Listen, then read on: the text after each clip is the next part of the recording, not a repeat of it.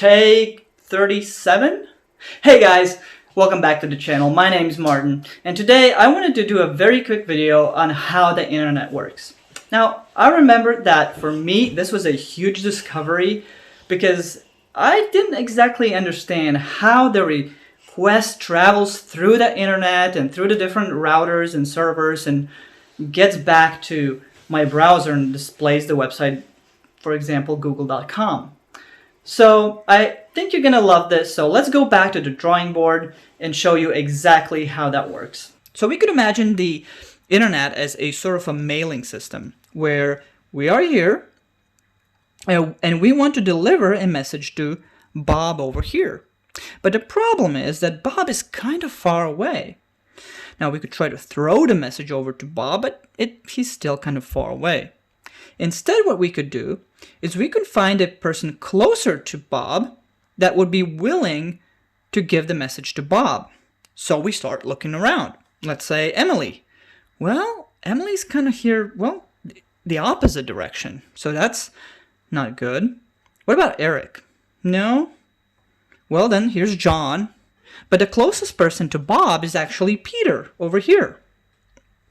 So we hand the message over to Peter.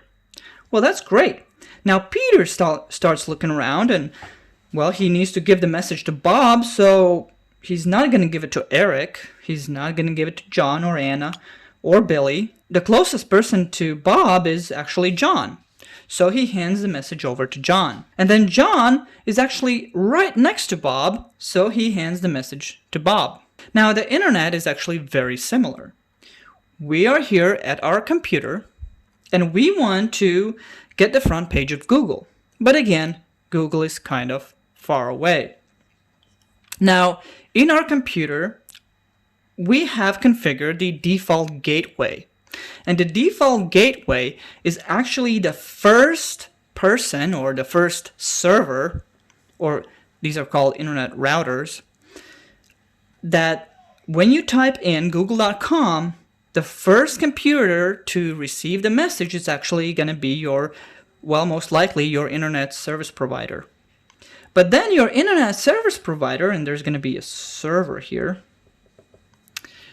and then the internet service provider is going to look up in what's called a IP lookup table, what is the closest server to Google. So it's not going to be Emily, it's not going to be Peter, it's actually going to be this one over here, Anna.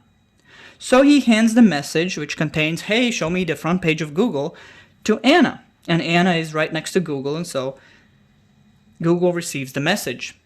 Now Google opens up the message and says, hey, this person over here wants to see the front page of Google. And so the exact same thing happens backwards. So Google finds the closest internet router to me, that would be Anna, and then to John, and then I receive google.com, in which case my browser renders the page. So that is basically how the internet works. It includes a lot of routers, which are servers that look up the closest path, the closest route to deliver the message.